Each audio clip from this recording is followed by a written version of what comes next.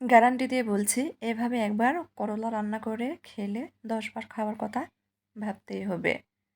এতটাই মজার। আসসালামু আলাইকুম। কেমন আছেন আপনারা সবাই? আশা করছি সবাই অনেক বেশি ভালো আছেন।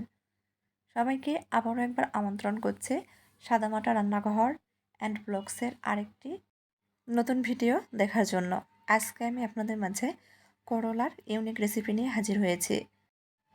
করলার এই রেসিপি ভাত, রুটি, পোলাও সব কিছুর সঙ্গেই কিন্তু দুর্দান্ত লাগে। এই রেসিপি থাকলে অন্য কোনো কিছুর আর প্রয়োজন হবে না। এখানে আমি 3টা করলা নিয়েছি। করলাগুলো একটু মোটা রেখেই কেটে নিয়েছি। দেখেন কতটা মোটা রেখেছি। খুব বেশি পাতলা করে কিন্তু কাটা যাবে না। চাইলে এর থেকে আর একটু মোটা রাখতে পারেন। করলাগুলো আগে থেকে ধুয়ে নিয়েছি, তারপর কেটেছি। বোলের মধ্যে করলাগুলো উঠিয়ে নিয়েছি। আবারও দিয়ে দিচ্ছি পর্যাপ্ত পরিমাণ পানি। পানিটা এমনভাবে দিয়েছি যাতে করলাগুলো পানিতে ডুবে থাকে। দিয়ে দিচ্ছি 1/2 চামচ মতো লবণ আর সামান্য পরিমাণ হলুদ গুঁড়া। খুব ভালোভাবে নেড়েচেড়ে মিশিয়ে নিচ্ছি। মিশানো হয়ে গেলে 5 মিনিট মতো এই পানির মধ্যে করলাগুলো ডুবিয়ে রাখবো বা ভিজিয়ে রাখবো। 5 মিনিট পর করলা কিন্তু আগে থেকে অনেকটাই নরম হয়ে গেছে। পানি থেকে উঠিয়ে হাত দিয়ে আলতো হাতে চেপে চেপে পানিগুলো ফেলে দিচ্ছি। একটু সাবধানেই এই কাজটা করতে হবে, তা না হলে ভেঙে যাবে।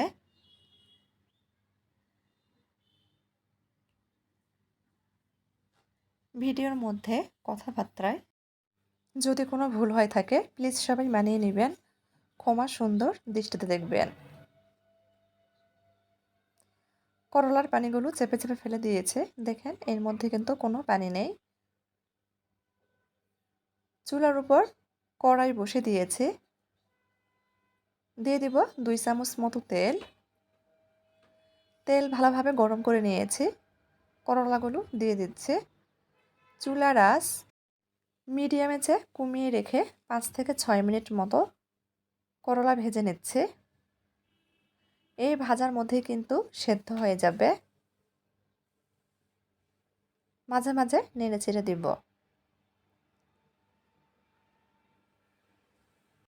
করলা এভাবে ভেজে নিলে যে তিতো ভাবটা থাকে সেটা কিন্তু অনেকটাই কমে যায়।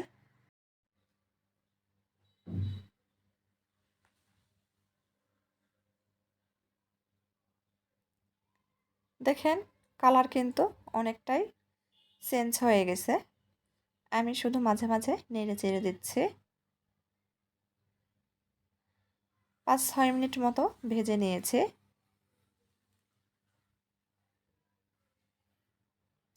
এখন এর মধ্যে দিয়ে দিচ্ছি ছোট চামচ দিয়ে মেপে 1.5 চামচ মতো বেসন। এ পর্যায়ে চুলার আঁচ লো হিটে করে রেখে 2 মিনিট মতো বেসন সহ করলা ভেজে নেব।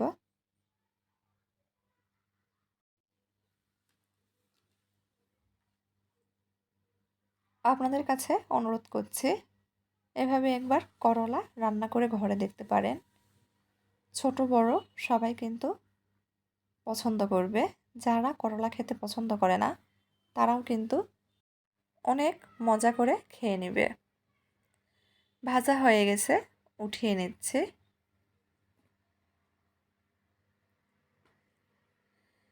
একই কড়াইয়ের মধ্যে আবারও 2 চামচ মতো তেল দিয়ে দিচ্ছি।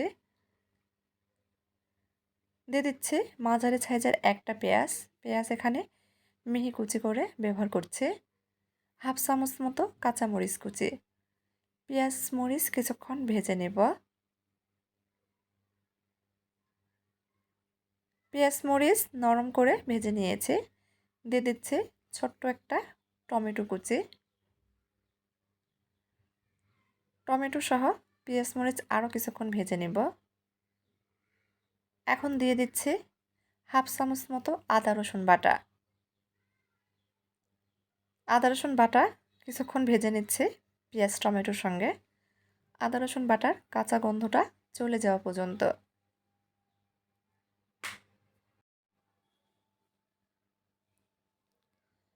ভেজে নিয়েছি, টমেটো কিন্তু গলে গিয়েছে। এখন দিয়ে দিচ্ছি স্বাদ মতো লবণ। সামান্য পরিমাণ হলুদ গুঁড়া, হাফ চামচ মতো গুঁড়া মরিচ, হাফ চামচ ভাজা জিরার গুঁড়া, ধনিয়া গুঁড়া হাফ চামচ। নেড়েচেড়ে মিশিয়ে নিচ্ছে। দিয়ে দিব সামান্য পরিমাণ পানি মশলা ভালোভাবে কষানোর জন্য।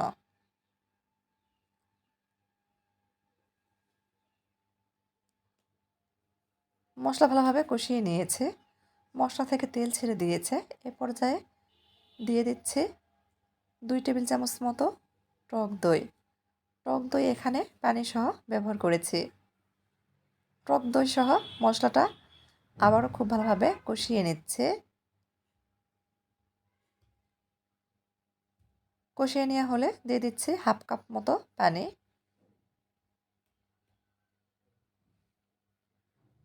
বলক চলে আসছে, মাঝে মাঝে নেড়ে চেড়ে দিব।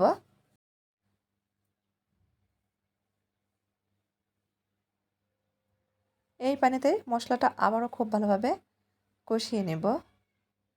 যে কোনো রান্নার ক্ষেত্রে মশলা যত কষাবেন রান্নার স্বাদ ঠিক ততটাই বৃদ্ধি পাবে।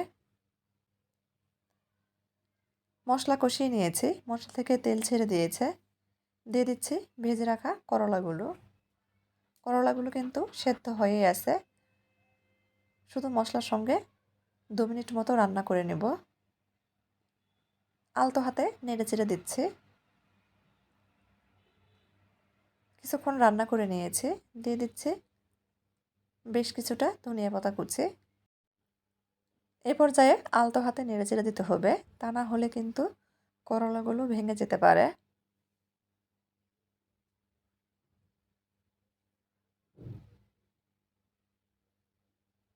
1 মিনিট মতো রান্না করে নিয়েছি, তেল ছেড়ে দিয়েছে।